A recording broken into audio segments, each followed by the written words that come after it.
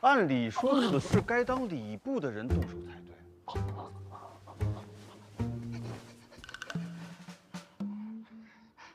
大人说了，这放榜之事啊，年年都是礼部来做，他们也累了啊。今年呢，就让咱们医处替他们分担了。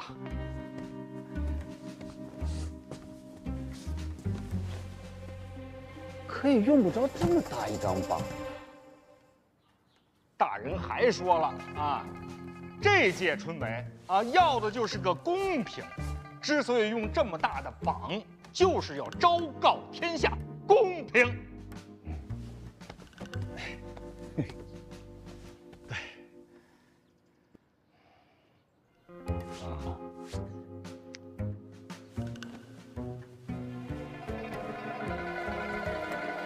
那既然这么重要，应该大人亲自提笔才对。你这话能不能过脑子啊？大人那笔字儿，啊，哎呀，确实是，大人亲笔的话会伤了自家颜面。哎呀，再说了，大人现在正忙着呢。陛下把这些年的春闱舞弊案，那都扔给大人了，大人正查案呢。哦，都是些陈年旧案呐，从何查起？不是你能不能不说话呀？我这万一写错了呢？我也是担心大人嘛。在牢里查。牢里？哪里的牢里？咱医处自己的牢里，别说话了，行不行？哦。哦。哎呀！哎呀呀呀呀呀呀！看看歪没歪？秦天兄，无从判断呀。这看不出来吗？委实看不出来呀。就这么着吧。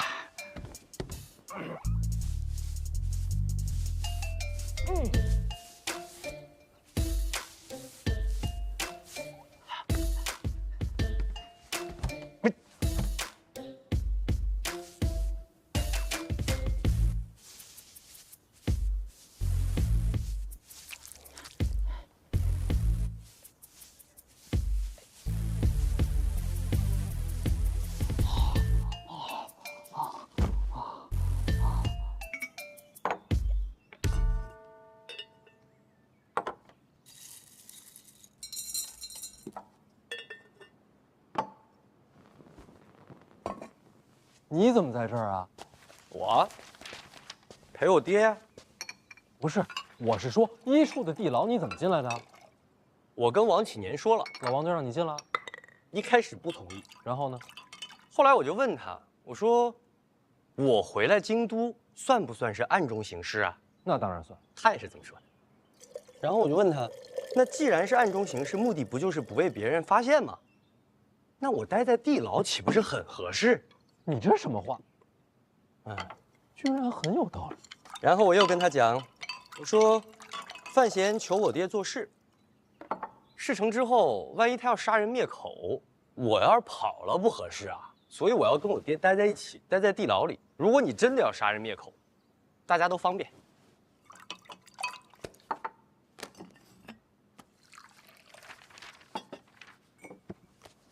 爹，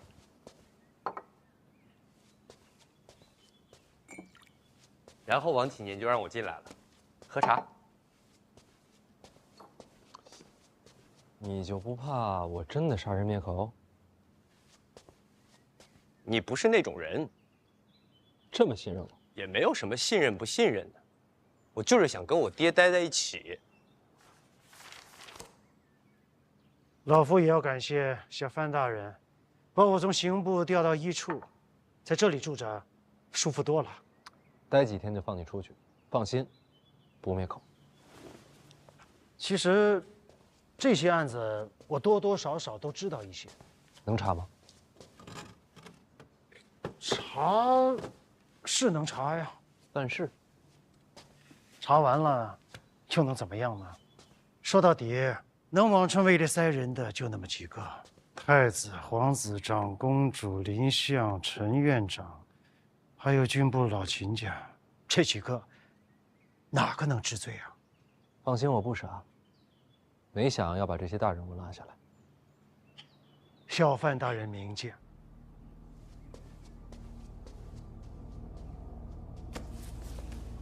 背后的动不了，还有办事儿的。从中调停，收取钱财，这样的官员也不在少数。动一批吧，最起码几年内让动了心思的人知道害怕，这样公平多少也能保住些。要查办事的，差不多都是礼部的。礼部清官多还是贪官多？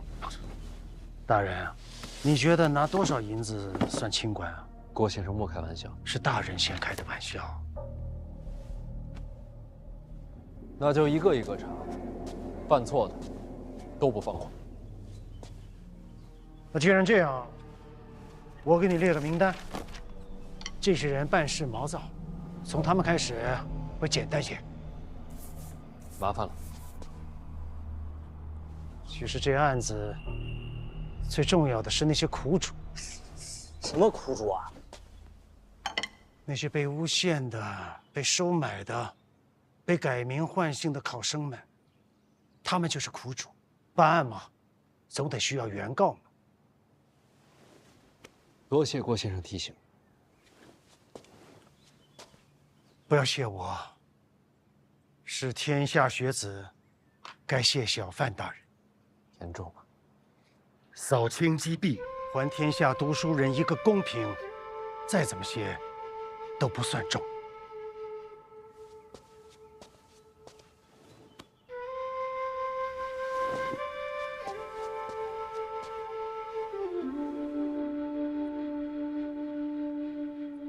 谁找我？在门口。小贤贤，太保，快进来！你出来吧！你进来！你出来嘛！你进来吧！哎呀，你就出来吧！你进来我就出去。我进不去，你快出来嘛！快！刚才叫你进来，你怎么不进来啊？不行的，这里是你办差的地方，如果我进去做错事的话，别人会笑话你的，你就该没面子了。胡说，谁敢笑话你？进来看。不行啊！我就来看看你。谁带你过来的？袁先生啊？啊？就他一个？袁先生陪着爹放心。那肯定的。小贤贤，你现在有时间吗？爹要请你喝茶。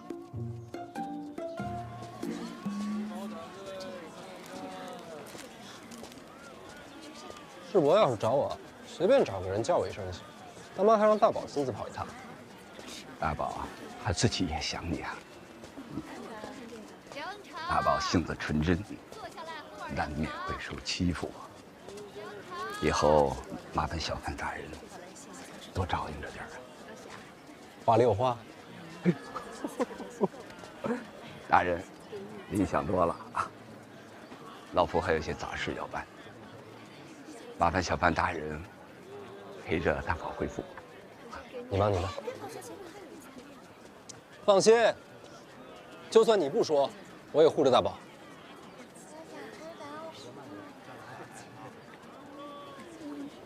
袁先生今天怎么回事啊？古古怪怪的。是不是因为他的唐人太小了？有可能。陛下让你查近年春闱舞弊，消息传得这么快？不瞒你说，这些年王榜单里塞人的事，我确实也做了不少。真要查，第一个查我就行。别看了，没试探。说真的，这能怎么真啊？你接手此事，转眼间全城传遍，这说明什么？说明陛下要让你借机扬名，为接手内库做准备。我知道，今日上殿，陈院长提醒我了。那你怎么办呢？真要查，查谁？查谁都是祸事，不小心就会树敌无数。既然如此，不如就查我算了。我提前弄几个人，到时候扔给你。一来给陛下有个交代，其次我能替你护着点儿。做官嘛，过于悍勇，下场堪忧。师伯真是如同蜡烛一般，什么东西？燃烧自己，照亮了我。乱七八糟，什么歪理？还没来得及谢过师伯。春闱那天，你也替我考虑着。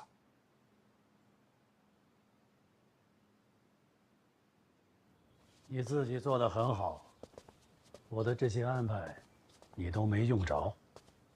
这份心意一时难得。我这个位子，一人之下，既然能护着你，就多护着些呗。啊，总得给你些时间，待你抽枝发芽，亭亭如盖，就该靠你护着林家了。绝不相负。也不必如此认真，我也不会这么快就退。你且安心，万般烦扰都有我在。哎，这袁先生去哪儿？我等着他下棋呢。要是我悔一步，这盘棋我还能赢啊？袁先生不是办事去了吗？办什么事啊？不知道，不是你安排的。去见男的还是女的？这我哪知道啊？这个袁先生，瞧上去一本正经的，我早猜他道貌岸然了。哎，你说他会不会在外边藏着个偏房啊？这，你有没有偏房？没有，我心里只有婉儿。死离离没有，海棠朵朵没有。哎呀，还有那抱月楼圆梦，这个真没有啊，这个真没有。前面两个也没有。师伯，您这套下的也太快了。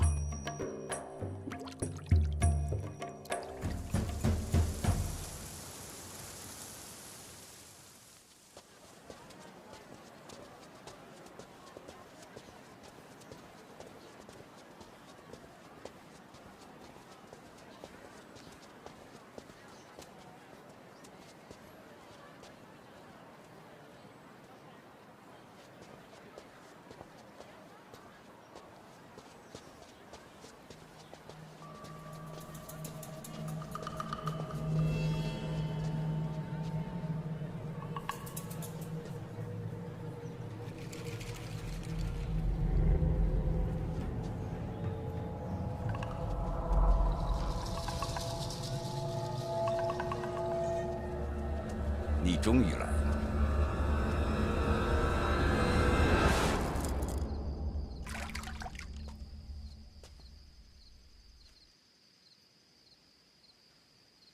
哎呦，哎呀，哎呀，哎呀，至于吗？当然至于了。那么大一张榜啊！我这一笔一画都不敢错呀！哎，这要是有点儿，哟，您给这么大一点呢？哎，我这一下就好多了。哎，全抄完了？哎呀，抄完了，总算是把杨万里这名字呀给改进去了。那就好，明天照常发榜。不，您不看一眼呢？没这必要。不是这么大的事儿，信得过你？哎呀，就大人这话啊，王某就像是，沉舟处见浮木，寒冬中遇暖阳啊。行了行了，少点套话。哦，大人，您让我查颍州的案子，查清楚了，这当年呀，的确是陈家被灭满门。知道了。还有，就是您领旨彻查舞弊之事啊，这已经啊，在这坊间都传遍了啊。您，小范大人啊，现在在这读书人心目当中啊，那就是济世之才啊，亘古之光啊。有点过了吧？就是这些传闻呐，它好像都是从咱们院里边传递出去的。那就是陈院长的差事，陛下的指使。哎，大人，您说这是不是想借春闱之事，让您领袖文坛呢？我是真看不出来，我这样一个孤臣，却养这般的名望，陛下到底是想做什么？老王啊，平时遇到其他人，我觉得自个儿挺聪明的，可唯独遇到陛下，是真看不懂啊。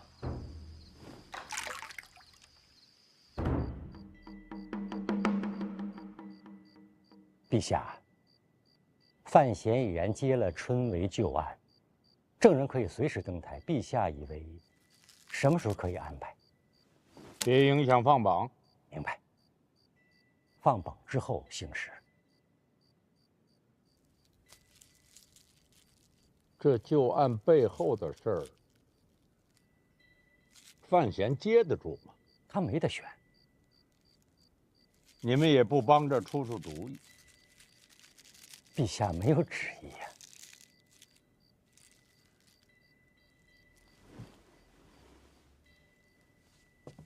你又不是木偶。臣愿意当木偶。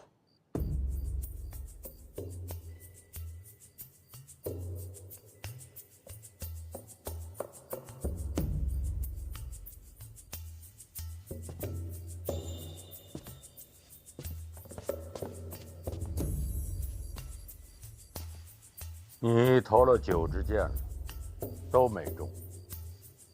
好，朕再赏你1支。你刚才不是说一切听朕的旨意吗？来，朕命令你，此箭必须投中。臣不善此道。投。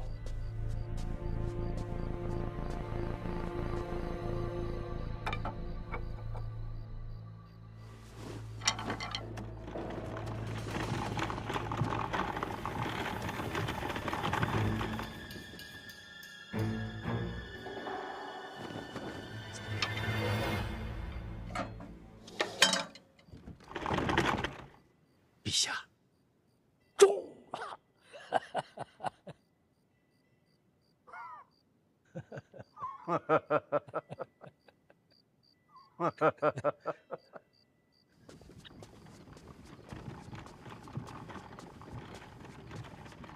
都这个时辰了，陈院长辛苦了。我瞧着陈院长，您今天心情不错哎。侯公公也看出来了，好眼力。过去吧，我送您出宫。这段路我认识。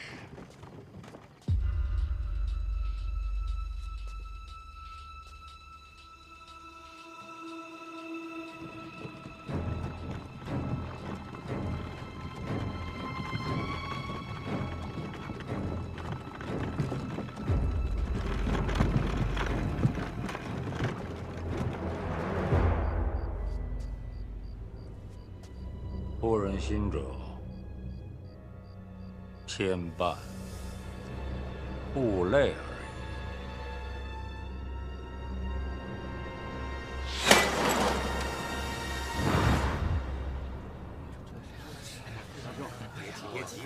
以您的学识，必定金榜题名啊！我是怎么能那么小？不要了。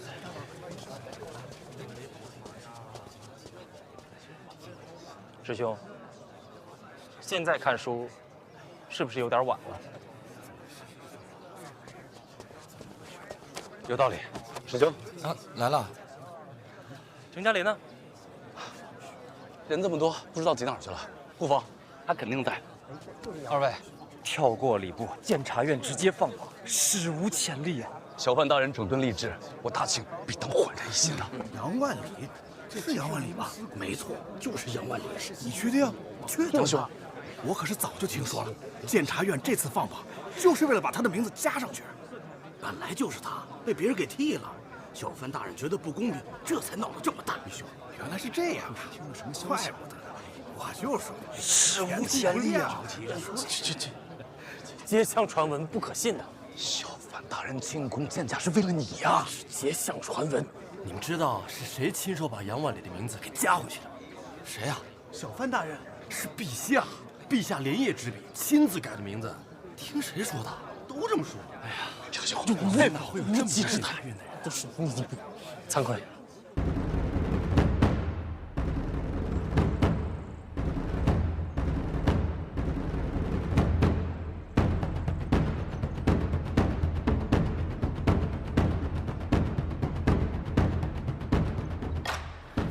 来了，来了！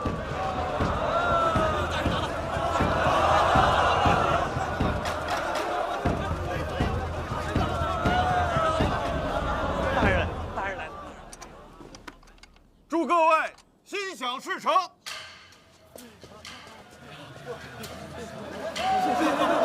要封榜了！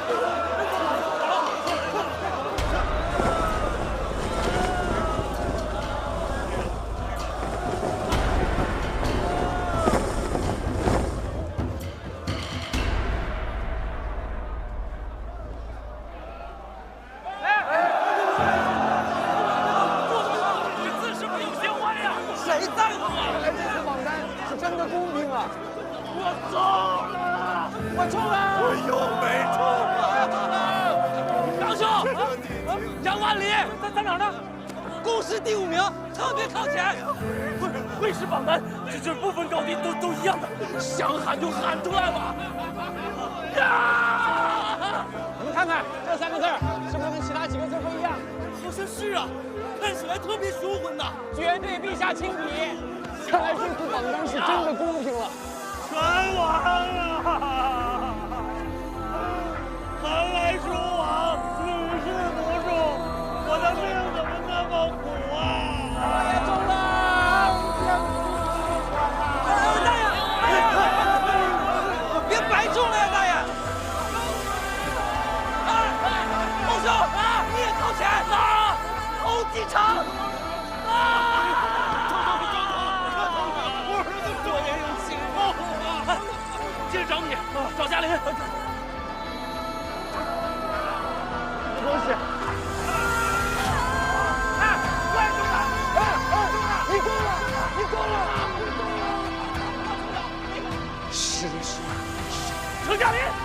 程嘉林，中了！险些看漏了，中了就好。是战力。莫要着急，也许是看漏了，再对一遍。对，再过一遍啊！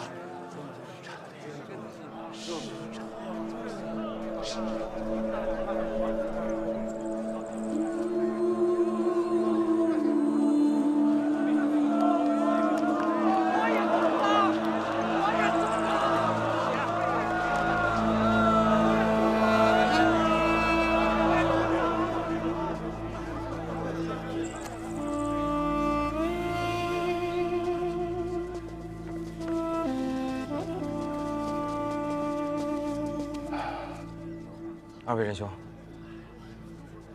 恭喜二位仁兄啊，金榜题名。潜心苦读，下一次必当高中。诚君贵言。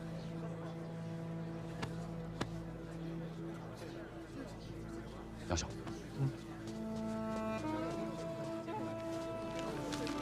现在榜单已出，尘埃已落定，该去拜访小范大人了吧？哦，那是自然。既然榜单已出，现在登门拜访，就再没有别的顾虑了。我现在就去寻嘉玲。嘉玲啊，你中了！唐嘉玲，我也同去吧。虽然未中，也该上门拜谢。那是自然。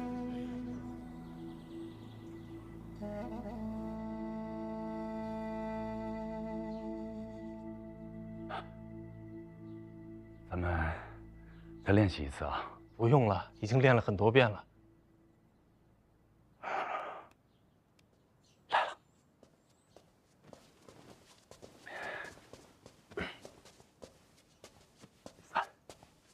2、1，见过，见过，见过。小范，小范，大人，大人，你俩也不齐啊，赖我。上次见面有说有笑的，怎么这会儿这么紧张？上回可不知道您是小范大人。对，小范大人也是人。小范大人不是人。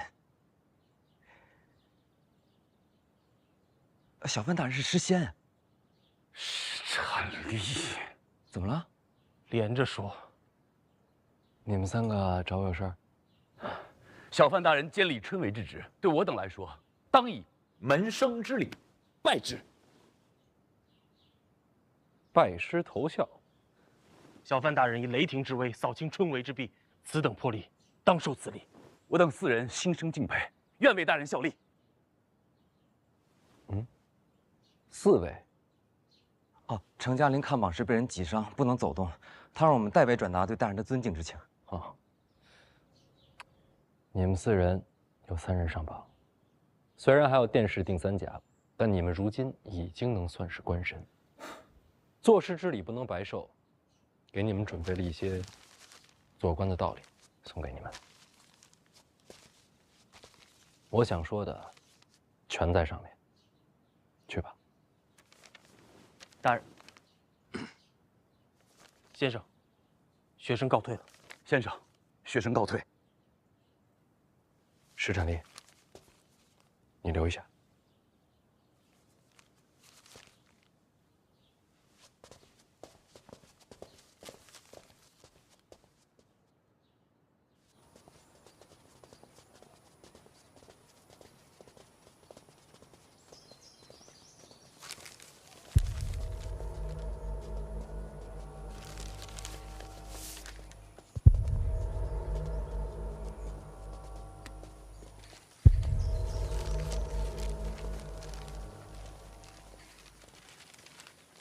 好好做人，好好做官。不愧是小范大人啊，还可以这样用词，言简意赅，意味非常。侯兄，你看这做人，可是在做官之前啊。杨兄，从今日起，我等便是范府门生了。你我互勉，莫要辜负了小范大人的期望。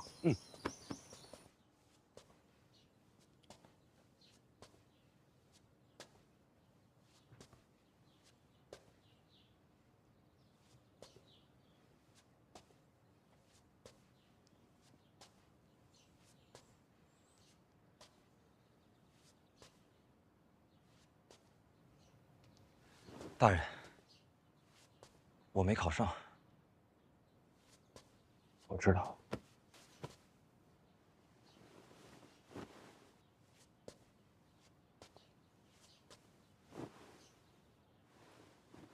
愧对大人教诲。用心就无愧。大人说的是。那大人留我，可是有什么交代？接下来什么打算？接下来这几日就打算离开京都，回家去了。你回不去了。石家镇一场火灾，全镇被烧。这是当地府衙出的报灾文书，你看一眼。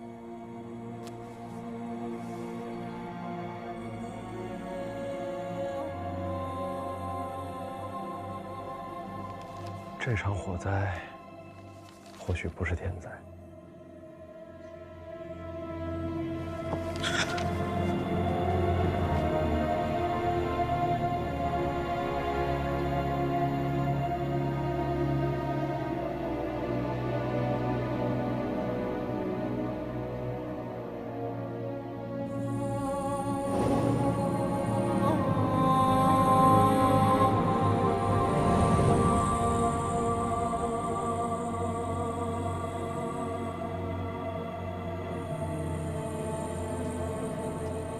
大人，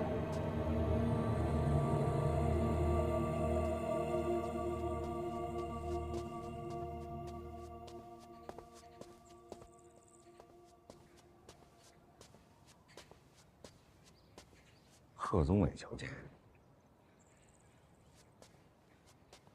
先把他带走吧，我晚点过来见他。是，大人。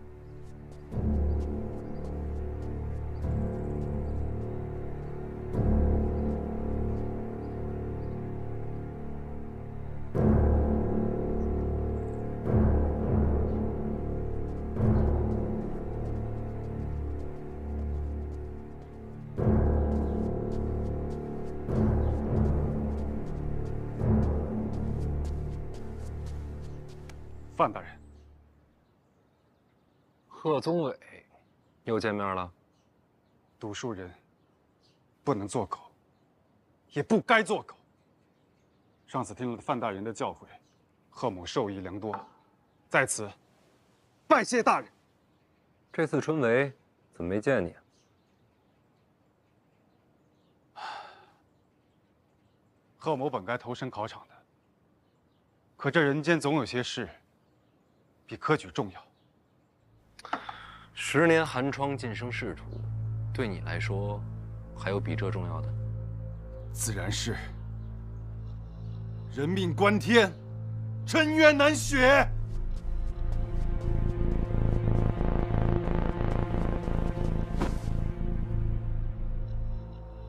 有冤情，你们应该找衙门的。本该是去衙门的，可听闻大人接手了春闱舞弊之案，这冤情只能求范大人来结。春闱之冤，这夫人的夫君是上届春闱落榜的考生，此人才学卓然，本该高中的，可到头来被人冒名顶替夺了官身，偏偏此事还被他知晓了。读书人咽不下这口气呀，便想着为自己伸冤。接着说。然而那冒名顶替之人是朝中高官的门生，谁曾想这高官痛下杀手，害了这考生的性命。到如今，只留下这遗孀在世，他却还想着为夫君寻回公道。贺宗伟，这件事情与你有关？我贺宗伟天良犹在。听闻此事之后，我便离开了京都，好不容易寻找到了这位遗孀，将她带了回来。大人，如今朝堂只有范大人您愿意为天下的学子做主，我只能将她带来见范大人。你为了这件事儿，春闱都放弃了？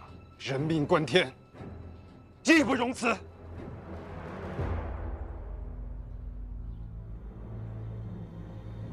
你可否知道，那位害死你夫君的高官是谁？小女子知道。那就说出来。春闱舞弊，夺我夫君性命的，是当朝宰相林若甫。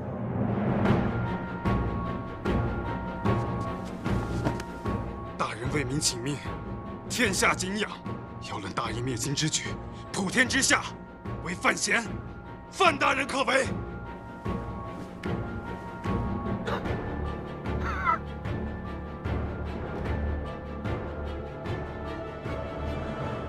无尘呐！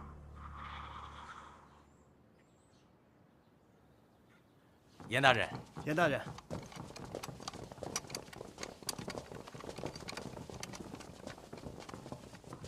找我。一个书生，一个苦主，搞林相杀人灭口。案子我知道了，为何找我过来？死者住处不在京都，这案子得四处协办。不够。刑部、大理寺、京都府都得协办，人不能给出去。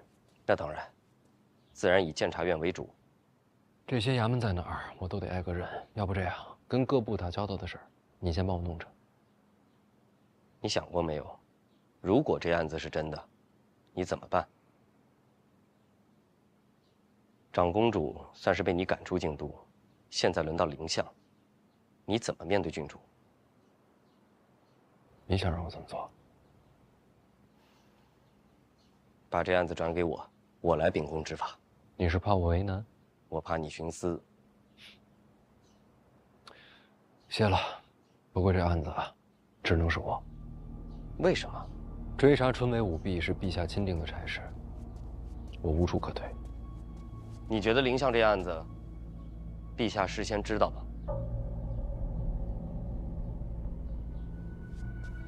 别这么想，太危险。你去哪儿？相府。这时候去相府啊？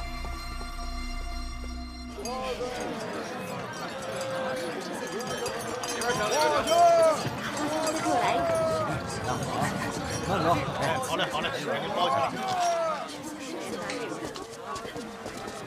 袁先生来了，您里边请，有上座。来，喝杯茶，这茶真不错，是新鲜的很。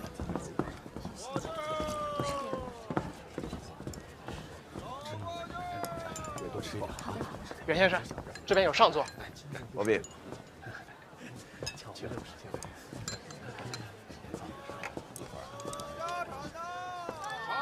来盘牛肉。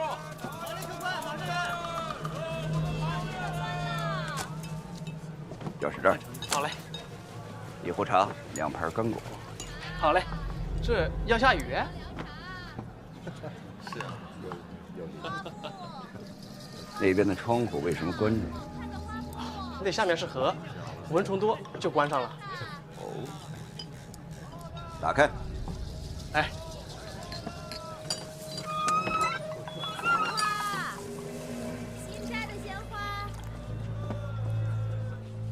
你打算就这么站多久？别愁眉苦脸的，年轻人不能消沉。有人报案，杀人灭口是吧？听说了。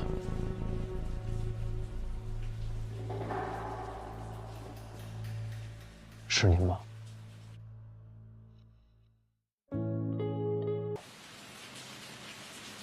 别愁眉苦脸的，年轻人不能消沉。有人报案，杀人灭口是吧？听说了。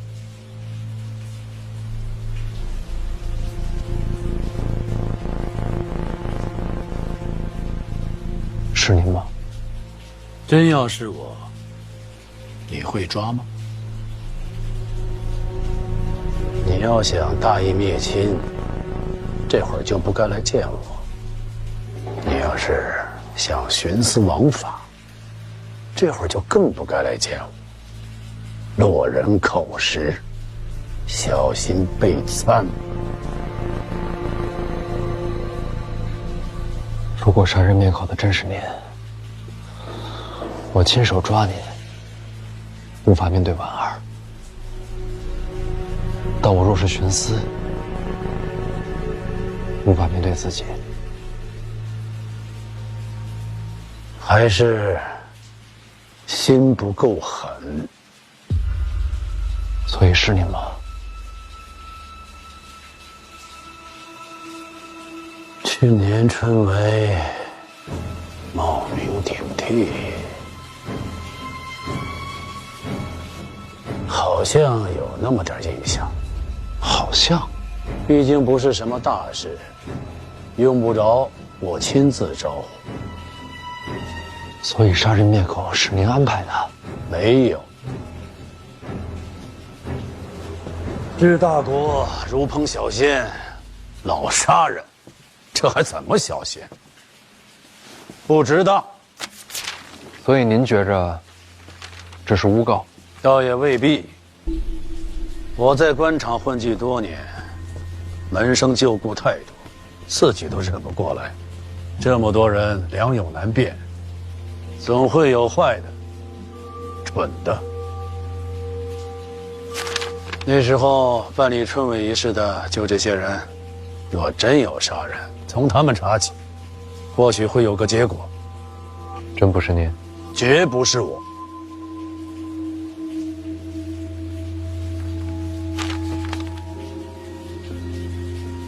苦主是亲自登门寻你的？是。陛下才把查处往日春闱的差事交给你，命案就送上门来了，可真巧啊！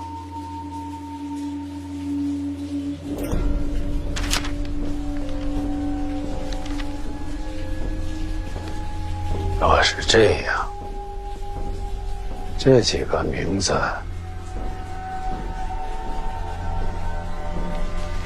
未必扛得住。这个案子牵扯很广，一会儿我们会护送你们去大理寺，等到了地方，该问的也得再问一遍。你们记住，在大理寺堂上，不必慌张，不必多虑，一切都由我监察院做主。听明白了吗？学生明白。奴家明白。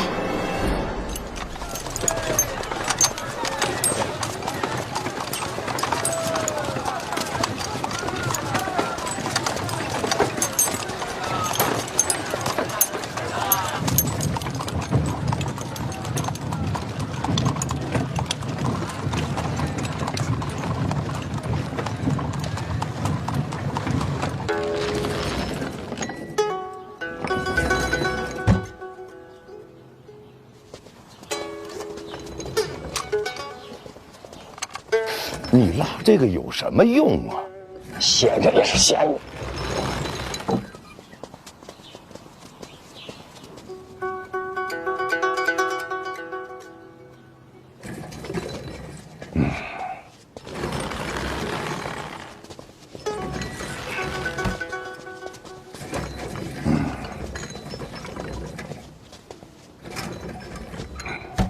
院长，若海来了。有事啊？范闲查案的事，您知道了吧？知道。林若甫为相多年，门生众多，要查他，靠年轻人不行。你刚才讲的这番话，他刚刚讲过。咱俩这话几乎一字不差。继续说。林若甫将来是范闲岳父，再怎么也不能让范闲去查呀。无论什么结果，将来让范闲如何自处，这话我也说过。你还说过什么？我意思，林相这案子要不换个人查。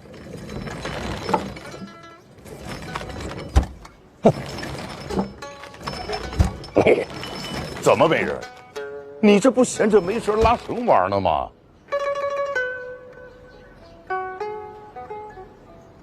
我来吧，案子给我，我替孩子们接了。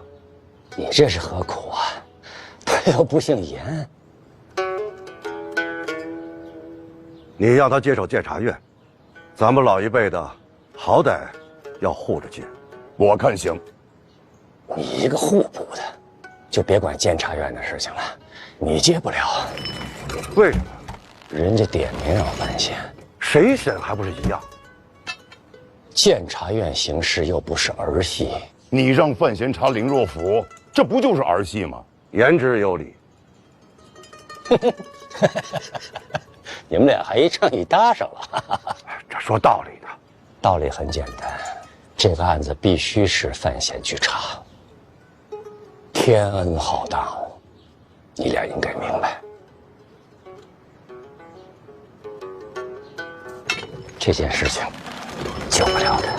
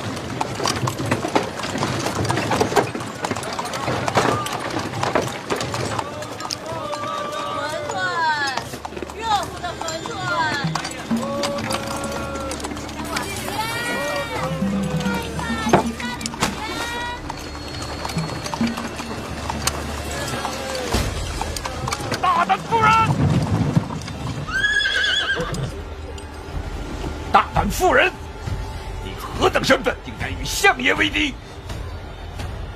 相爷与我有知遇之恩，此恨今日必报。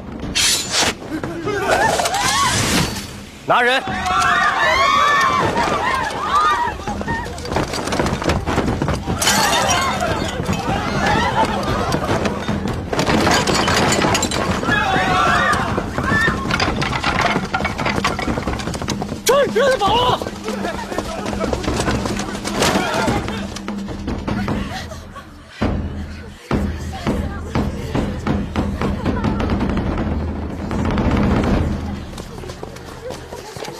严大人，杀人灭口的证据。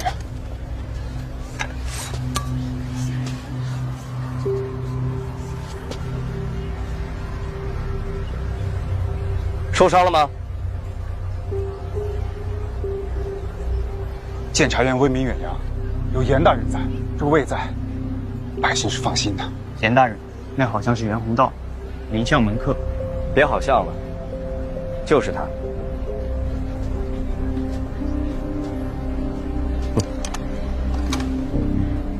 这年头，都把人当猪吗？退下吧。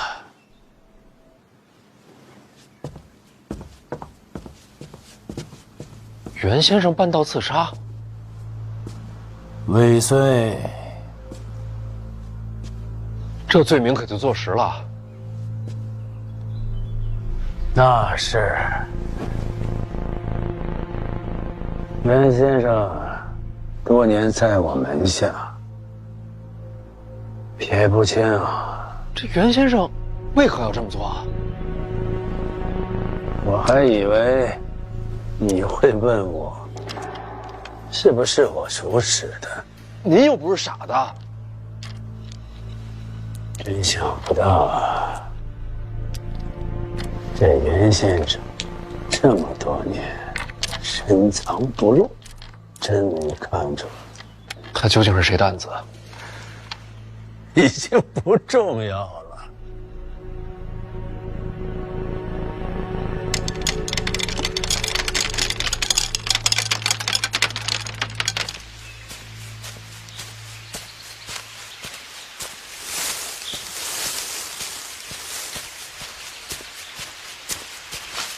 大人，去哪儿啊？谢阳。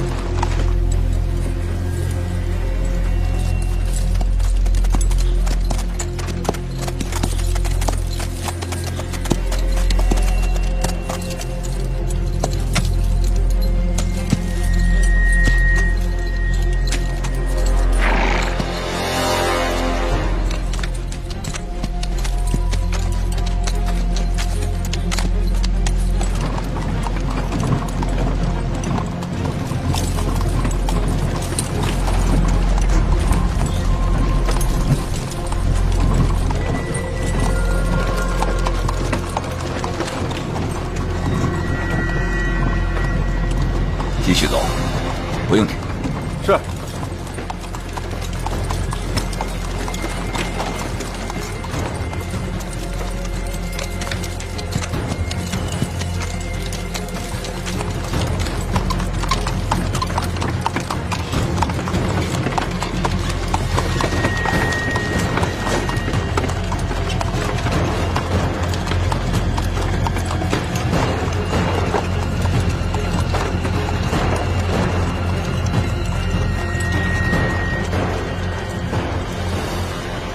西阳去，长公主封地。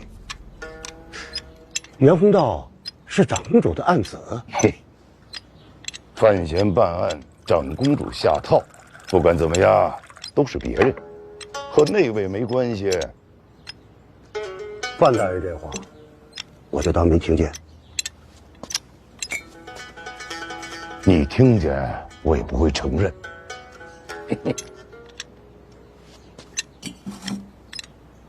院长，黑旗都跟着了，不抓袁宏道吗？林相现在奔宫里去了，范闲也跟着去了。他凑这热闹干嘛啊？没有办法的事。这看起来，可有点范闲大义灭亲，亲自押林若甫见驾的意思。林若甫为官多年，门生众多。这样一来，都会恨上范闲。不怕，恨我的人也很多。你多大，他多大，这能比吗？不用怕。林相数十年风波看尽，他还有什么不明白的？哼，这局面了，林相还能自保？他有的是选的。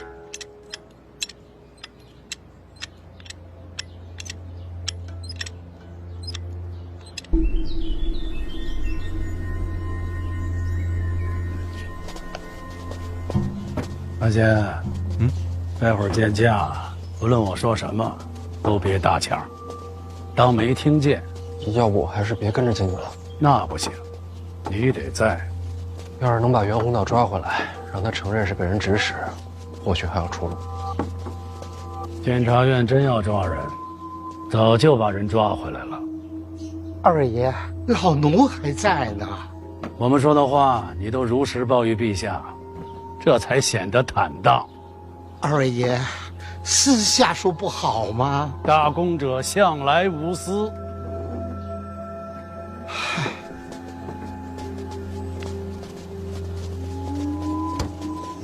我刚才都交代什么了？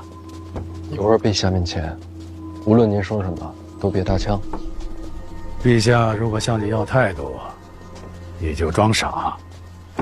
林相，坦荡，无私。都记住了。接下来这出戏，你要好好看，用心学，将来就是你和陛下搭台了。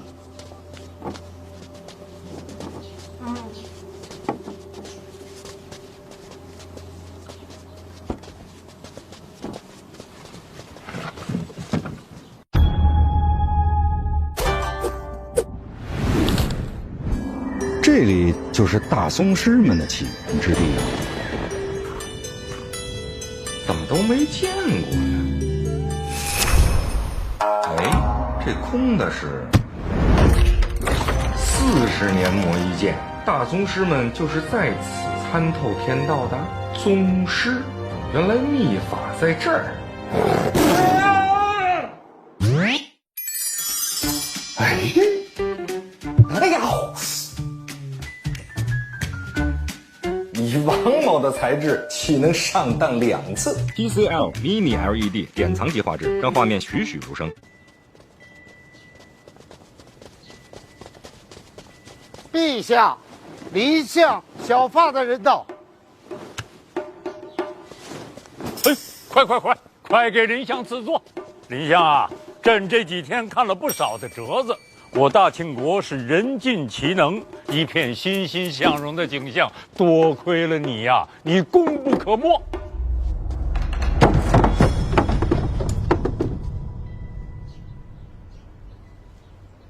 这是我撞倒的。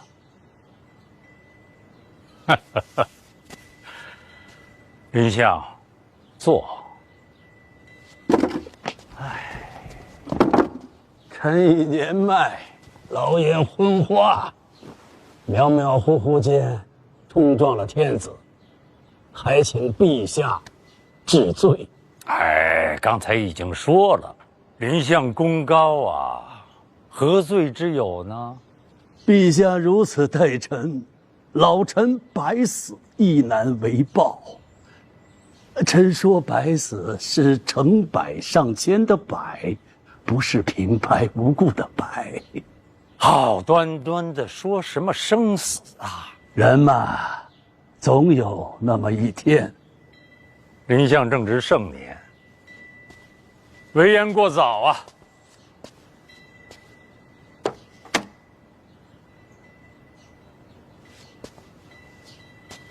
林相，此次前来，恐怕不同于往常吧？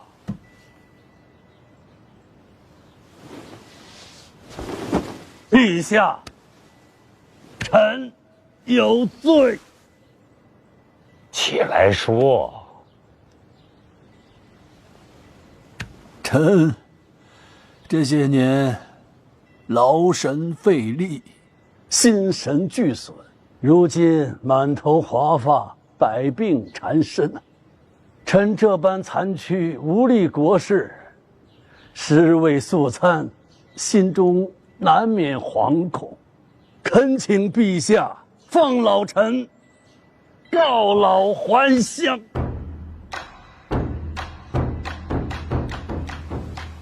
百病缠身。范闲，臣在。你觉得林相说的是实情吗？回陛下，臣年纪小，看不清楚。你不是学医吗？学的是毒。会把脉吗？那倒是会。来，给林相把脉，看他都有什么病。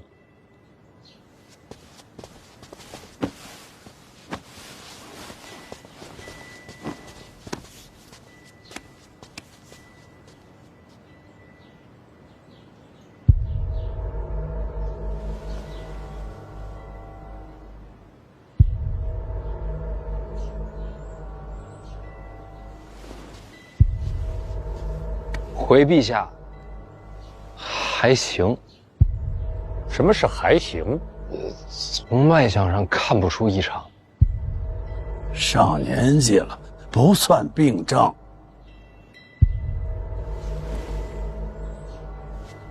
哼哼，林相啊，你不是说你百病缠身吗？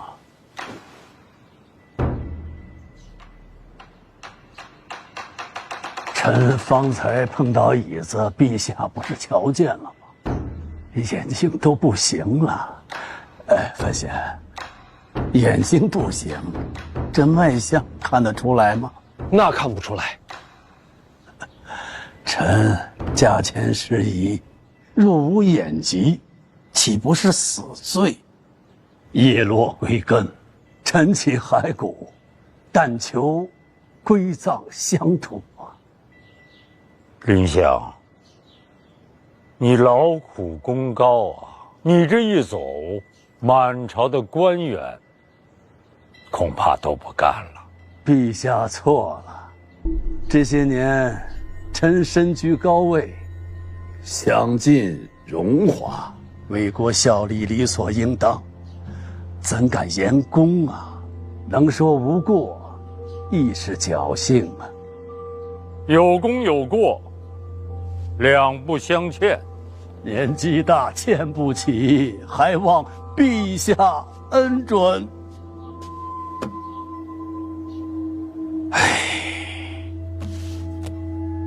真是舍不得你啊！臣感激涕零。你若走了，谁能做宰相的位置？如此重任，自然是陛下权衡，臣不敢妄言。可是举目望去，满朝文武，能有学识、有眼界的，恐怕没人能胜你吧？这真没有。若是有人强过老臣，这么些年，这宰相之位就不该是臣的。我要说有人能接我班，这说明什么？说明朕不识人呗。所以，陛下何等眼光，怎么能看错人呢？所以这个宰相的位置还是林相的。可惜我老了，陛下也不用担心。臣告老后，陛下可以慢慢找，慢慢选，总能找到最适合陛下的百官之首。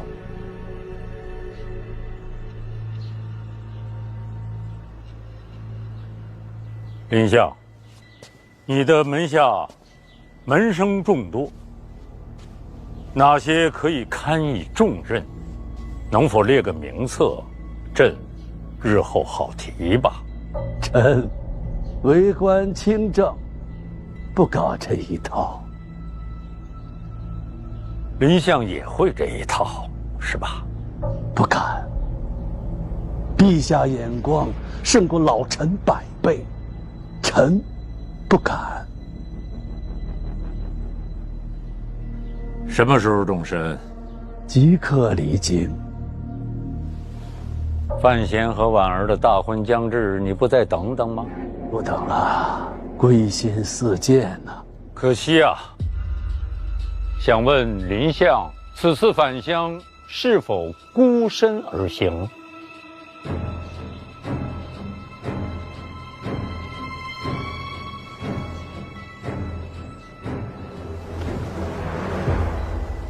正如陛下所愿，臣孤身而返。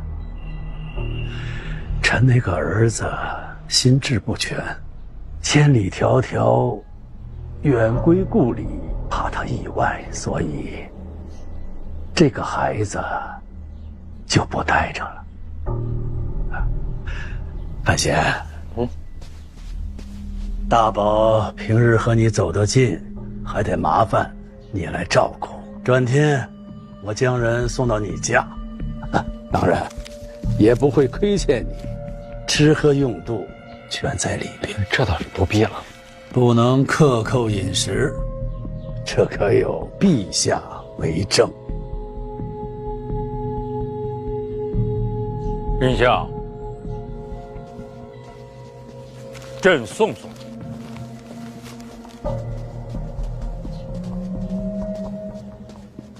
陛下，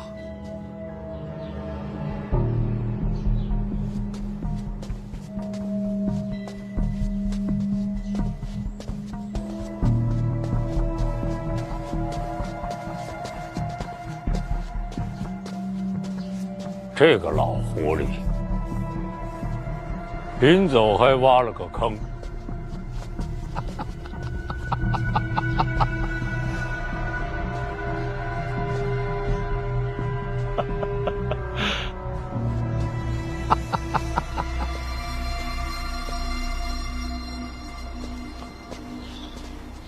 史国真要告老还乡？会试榜单，杨万里被替换，结果又如何？礼部尚书郭征被陛下贬出京都，发放江南了。成为造假，就贬了一个郭征，这算不算不了了之啊？其实结果只有一个，让你彻查往年舞弊，借命案送我一程。陛下的幻象之心藏得够久啊！所以这一步一步，都是为了您。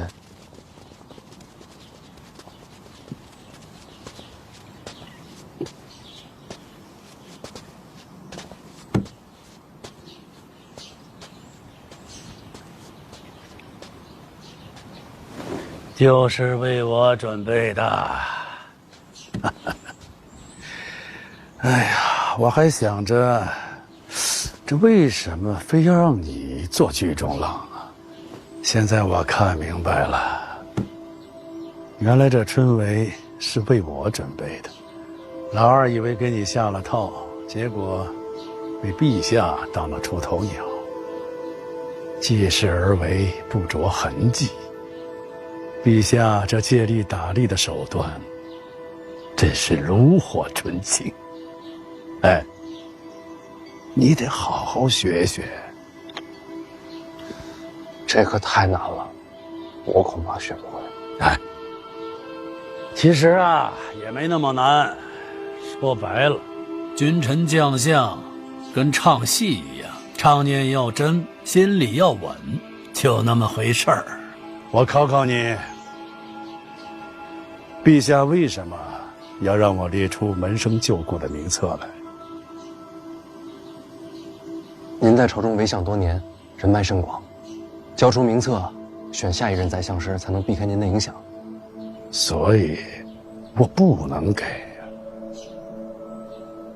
人脉是我立足的根基，我不交出底牌，就还有回到京都的可能。那陛下也不逼问吗？我刚才的意思就是，君臣之间就像在下棋，对弈时心要稳，落子要狠。大家都心照不宣，这些要是您不说，我是真看不明白。我再考考你吧，我为什么把大宝留下？为了我。这些年，我也积攒了不少人脉。我这一走，麾下的门生或许对你不满。毕竟这件案子是由你引起的，偏偏这种事也很难说得清楚啊。大宝留在我家，就不必解释了。陛下让你把我逼走，就是要你做功臣。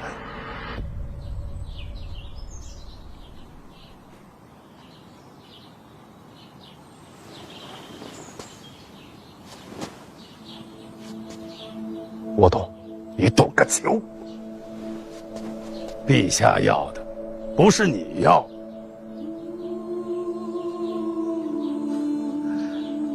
我们做臣子的最刺激的是什么？不就是跟陛下斗吗？